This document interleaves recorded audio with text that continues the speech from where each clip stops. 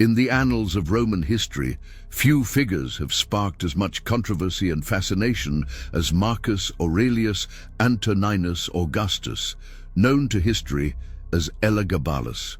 At just 14 years old, this Syrian youth ascended to the throne of the mightiest empire the world had ever known, bringing with him religious practices and personal behaviors that would shock even the cosmopolitan citizens of Rome. What followed was a 4-year reign that challenged every convention of Roman society, politics, and religion.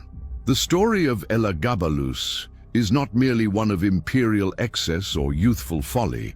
It represents a collision between East and West, between traditional Roman values and foreign religious practices, between established gender norms and radical self-expression. His reign would expose the fault lines in Roman society and ultimately contribute to the broader crisis that would plague the empire throughout the 3rd century. To understand the magnitude of what Elagabalus represented, we must first grasp the context of his time. The early 3rd century was a period of unprecedented change for Rome. The empire had reached its greatest territorial extent under Trajan, but cracks were beginning to show. Military pressure from barbarian tribes, economic instability, and political upheaval created an atmosphere of uncertainty that would define this era. The Severan dynasty, into which Elagabalus was born, had brought African and Syrian influences to the highest levels of Roman power. His great-great-uncle Septimius Severus had established this dynasty through military might, and his successors continued to rely heavily on the army for legitimacy. This military dependence would prove crucial to understanding how a teenage Syrian priest could become emperor of Rome. Syria itself was a land of ancient civilizations and exotic religions. For centuries, it had been a crossroads where Greek, Persian, Roman, and Semitic cultures met and mingled. The religious traditions of this region were far older than Rome itself, with roots stretching back to the dawn of civilization. The solar deity Elgabal, whose priest Elagabalus would become, represented one of these ancient traditions. The worship of Elgabal centered around a sacred black stone, believed to be a meteorite, housed in a magnificent temple in Emesa. This deity was associated with the sun, with fertility, and with divine kingship. The rituals surrounding this god were elaborate, involving music, dance, and practices that Romans would find deeply foreign. The priests of Elgabal held enormous influence in Syrian society, serving not just religious but also political functions. Julia Domna, the Syrian empress and wife of Septimius Severus, had brought these Eastern influences into the heart of Roman power. Her sister Julia Maesa and nieces Julia Soaemias and Julia Mamaea would continue this tradition, wielding influence that extended far beyond what Roman women traditionally enjoyed. It was this network of powerful Syrian women who would orchestrate Elagabalus's rise to power. The political situation that allowed a teenage priest to become emperor began with the assassination of Caracalla in 217 AD. Macrinus, the Praetorian prefect who orchestrated Caracalla's death, seized power but failed to secure the loyalty of the Eastern legions. The Syrian women of the imperial family saw an opportunity and began to plot their return to power. Julia Maesa, exiled by Macrinus, initiated a carefully planned conspiracy. She spread rumors that her grandson Elagabalus was actually the illegitimate son of the popular emperor Caracalla. This claim, whether true or fabricated, provided the dynastic legitimacy needed to challenge Macrinus. The young priest, with his striking resemblance to Caracalla and his exotic charisma, became the focal point of a rebellion that would shake the empire. The revolt began in May 218 AD at the legionary camp near Emesa. Julia Maesa had bribed key officers and soldiers with promises of donatives and pay increases.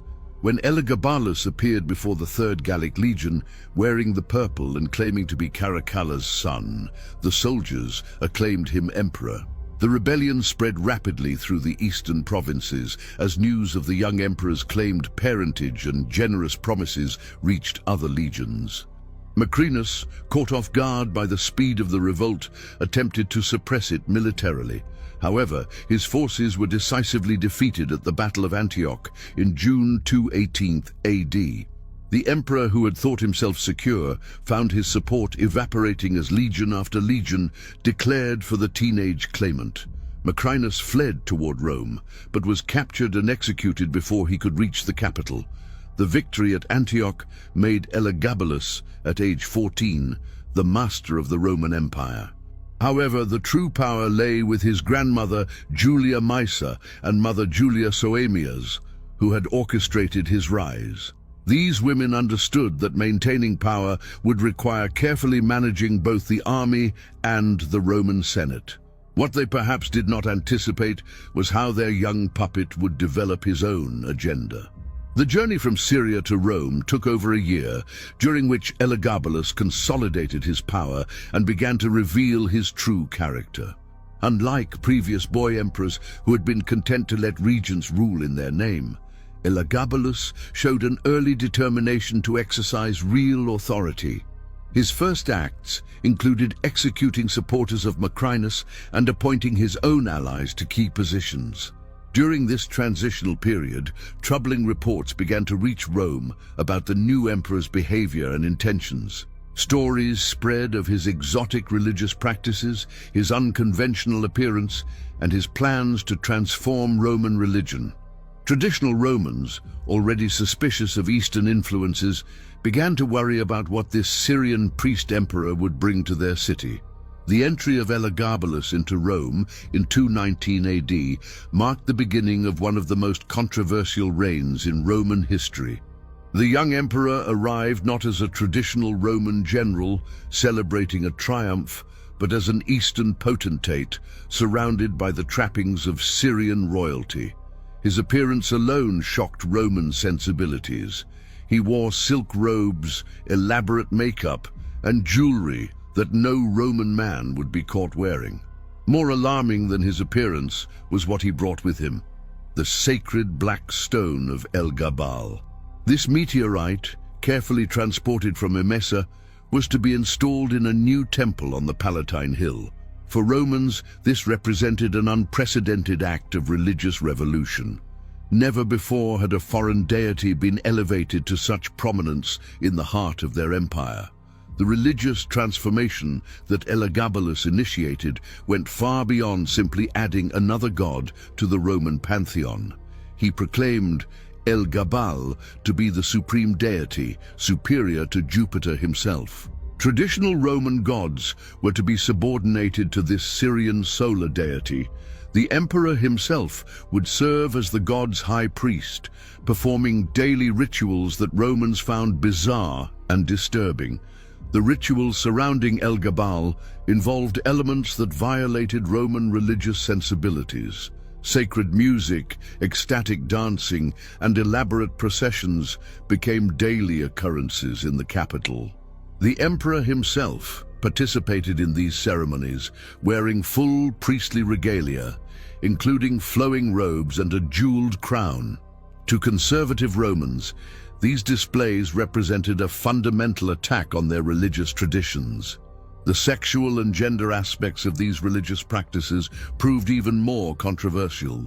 The worship of Elagabalus included fertility rituals and gender-fluid religious expressions that had ancient roots in Syrian tradition but were completely foreign to Roman practice. Elagabalus's own participation in these rituals, including his adoption of feminine dress and mannerisms during certain ceremonies, scandalized Roman society.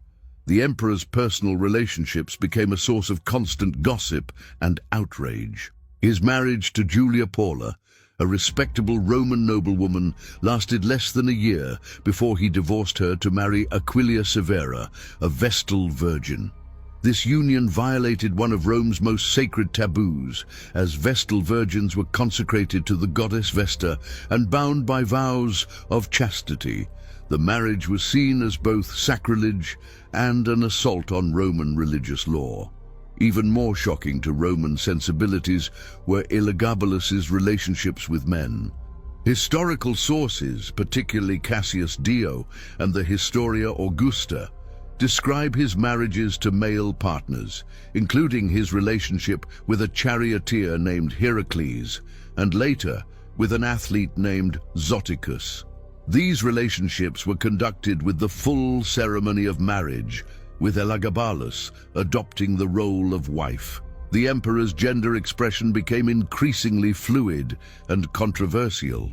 Sources describe him wearing wigs, makeup, and women's clothing, and expressing a desire to be addressed as empress rather than emperor. Some accounts suggest he sought medical procedures to alter his anatomy, offering enormous rewards to any physician who could transform him physically into a woman. While the historical accuracy of these specific claims is debated, they reflect the profound unease his behavior created. The political implications of these personal and religious changes were enormous. The Roman Senate, already suspicious of Eastern influences, found itself forced to participate in rituals they considered degrading and foreign. Senators were required to attend religious ceremonies where they witnessed practices that violated their understanding of proper Roman behavior.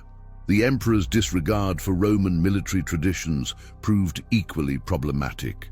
While previous emperors had at least maintained the pretense of martial valor, Elagabalus showed little interest in military affairs beyond ensuring the loyalty of the Praetorian Guard through generous donatives. His appearance at military ceremonies in Eastern dress, his lack of interest in frontier campaigns, and his elevation of civilian priests to military commands alienated the officer corps. Economic policies under Elagabalus reflected both the Syrian court's extravagance and the emperor's disconnect from Roman fiscal realities. Massive expenditures on religious ceremonies, lavish gifts to favorites, and the construction of new temples strained the imperial treasury. Traditional Roman virtues of frugality and restraint were abandoned in favor of Eastern concepts of royal magnificence. The emperor's court became a theater of excess that horrified traditional Romans. Elaborate banquets featured exotic foods, entertainment that included acts Romans considered perverted, and a level of luxury that exceeded even the notorious excesses of Caligula or Nero. The emperor himself presided over these gatherings in costumes that changed multiple times during single events. Palace intrigue reached new levels of complexity as various factions competed for influence over the young emperor. Syrian courtiers, Roman senators seeking to maintain relevance, military commanders, and religious officials all maneuvered for position. The emperor's own family members found themselves walking a delicate line between supporting his agenda and protecting their own positions. The transformation of the imperial palace into what amounted to a Syrian temple complex represented a physical manifestation of the cultural revolution Elagabalus was attempting. Traditional Roman architectural elements were supplemented or replaced with Eastern decorative schemes. The sacred stone of Elagabalus was housed in a specially constructed shrine that dominated the palace complex. Daily life in the palace revolved around religious observances that consumed increasing amounts of time and resources. Multiple ceremonies each day required the participation of the emperor and his court. These rituals often lasted for hours and involved practices that Roman observers found exhausting and pointless. The emperor's insistence on presiding over every ceremony personally meant that state business was frequently interrupted or delayed. The psychological pressure on those forced to participate in these ceremonies was immense. Roman senators and officials found themselves required to witness and sometimes participate in rituals that violated their religious beliefs and social conditioning. Some adapted by viewing these requirements as necessary diplomatic formalities, while others began to plot resistance. Foreign diplomats and visiting dignitaries were subjected to the same ceremonial requirements, creating international incidents that damaged Rome's reputation. Traditional allies found themselves unsure how to respond to an emperor who seemed more interested in religious ritual than statecraft. Enemy nations began to view Rome as weakened by internal conflict and distracted leadership. The response of the Roman populace to these changes was mixed, but increasingly negative. While some citizens were initially curious about the exotic Eastern practices, most came to resent the disruption to their traditional religious observances. The emperor's requirement that Roman festivals be modified to honor Elagabalus created widespread resentment among ordinary citizens. The gladiatorial games, a cornerstone of Roman popular entertainment, were altered to incorporate religious elements that reduced their appeal. Traditional beast hunts and combat exhibitions were replaced or supplemented with religious pageants that audiences found boring and incomprehensible. The emperor's own appearances at these events, dressed in Eastern regalia, were met with increasingly hostile reactions. Economic impacts of the reign began to affect ordinary Romans, as increased taxation funded the emperor's religious projects and court extravagances. Merchants found their businesses disrupted by frequent religious holidays and ceremonial requirements. Artisans were pressed into service, creating religious objects and decorations for endless ceremonies. The military situation deteriorated as frontier defenses were neglected in favor of court ceremonials. Reports of barbarian incursions increased while the emperor focused on religious matters. Veteran officers began to question whether a leader more interested in priestly duties than military strategy could effectively command Rome's legions. Provincial administration suffered as governors and administrators found themselves required to implement religious changes that local populations resisted. In some areas, particularly in the western provinces, open rebellion against imperial religious policies began to emerge. The emperor's response was typically to increase penalties for non-compliance rather than address underlying concerns. The breaking point came when Elagabalus began to interfere with traditional Roman marriage customs and family structures. His promotion of sexual practices and relationships that Romans considered deviant created a crisis of social legitimacy. When he attempted to formalize these changes through legal reforms, resistance crystallized into active opposition. Julia Maesa, the emperor's own grandmother, who had orchestrated his rise to power, began to recognize that his reign threatened the dynasty's survival. Secret communications with key military commanders and senators revealed growing consensus that change was necessary. The challenge was finding a successor who could maintain Syrian influence while abandoning the most controversial aspects of Elagabalus's program. The selection of Alexander Severus, Elagabalus's cousin, as an alternative represented a calculated attempt to preserve dynastic power while eliminating the source of controversy. Alexander was younger, more malleable, and crucially, had not been associated with the religious extremism that characterized his cousin's reign. Julia Maesa began carefully cultivating support for a transition that would remove Elagabalus while maintaining family control. Military opposition to Elagabalus centered on the Praetorian Guard, whose loyalty had been maintained through generous payments, but whose patience was wearing thin. The emperor's disregard for military traditions, his elevation of unqualified favorites to command positions, and his obvious lack of interest in military affairs had alienated even those who benefited from his largesse. The conspiracy that would end Elagabalus's reign began to take shape in early 222 AD. Key participants included his own grandmother, leading senators, Praetorian commanders, and even some court officials who had grown tired of the constant ceremonial demands. The plot required careful coordination to ensure that the transition would be swift and decisive.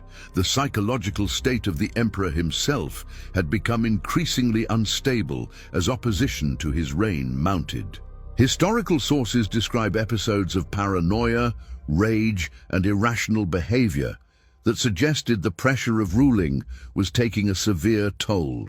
His response to criticism was typically to increase the severity of punishments and the frequency of religious observances.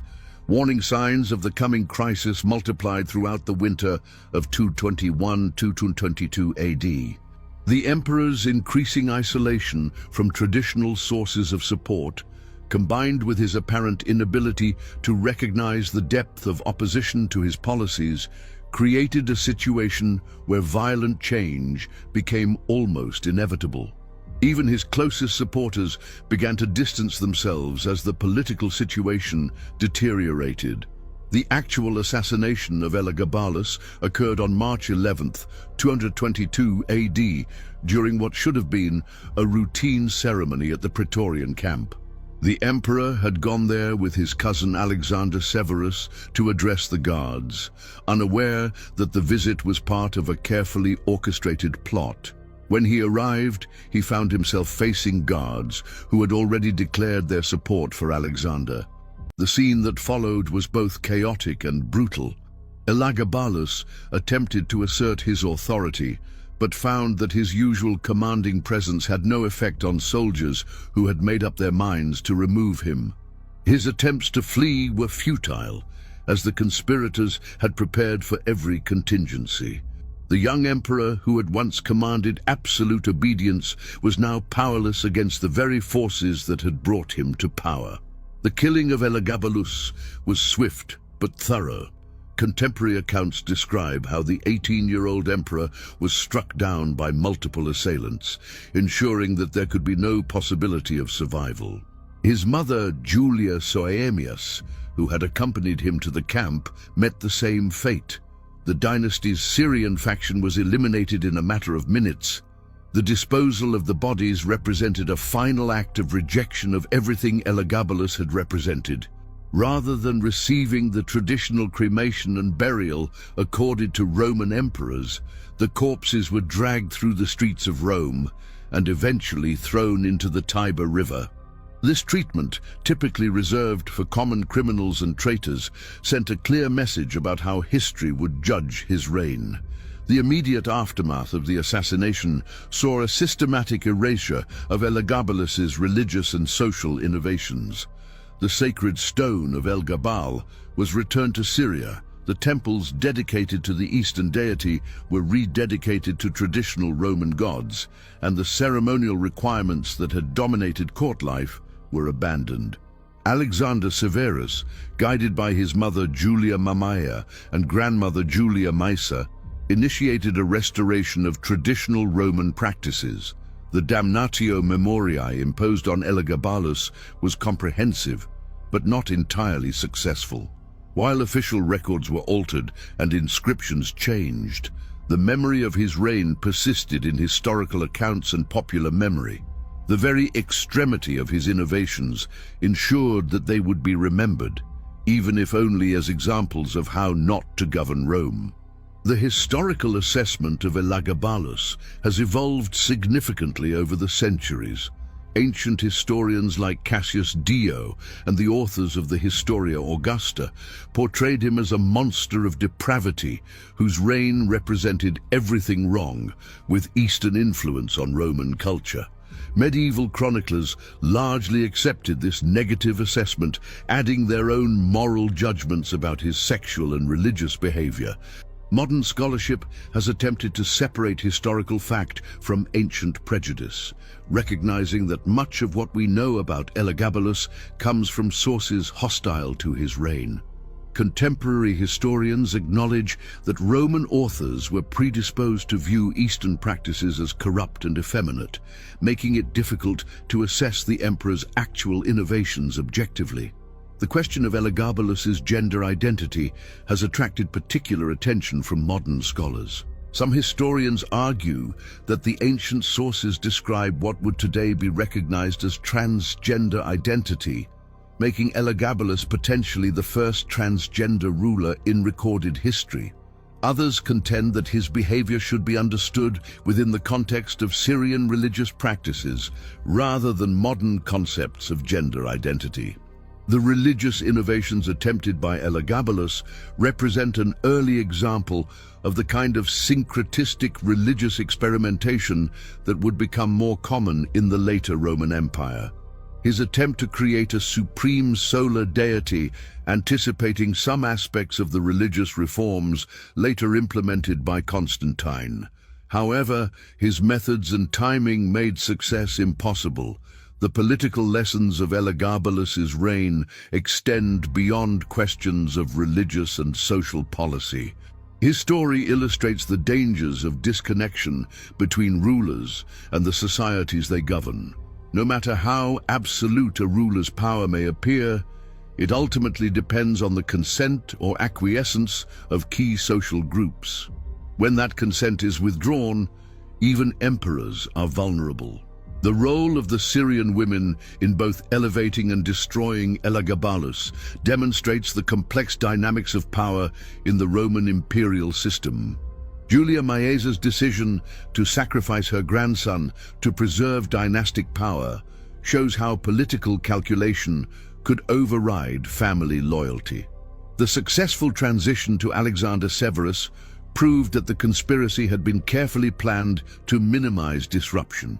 The economic and administrative aspects of Elagabalus's reign provide insights into the practical challenges facing the Roman Empire in the 3rd century.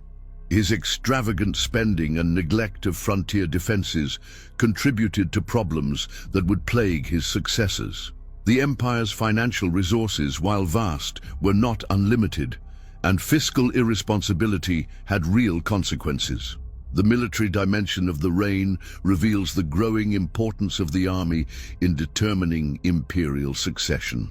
While traditional constitutional forms were maintained, real power increasingly rested with those who could command military loyalty. Elagabalus's neglect of military affairs ultimately proved fatal to his regime. The cultural impact of the reign extended beyond its immediate political consequences. The clash between Eastern and Western traditions that characterized Elagabalus's rule reflected broader tensions within the empire about identity and belonging. These tensions would continue to influence Roman society long after the emperor's death. The historiographical treatment of Elagabalus raises important questions about how gender non-conforming and sexually diverse historical figures have been portrayed. The hostile ancient sources may have exaggerated or distorted aspects of the emperor's behavior to make political points about Eastern influence and proper Roman values. Recent archaeological evidence from Emesa and other Syrian sites has provided new insights into the religious traditions that Elagabalus attempted to transplant to Rome.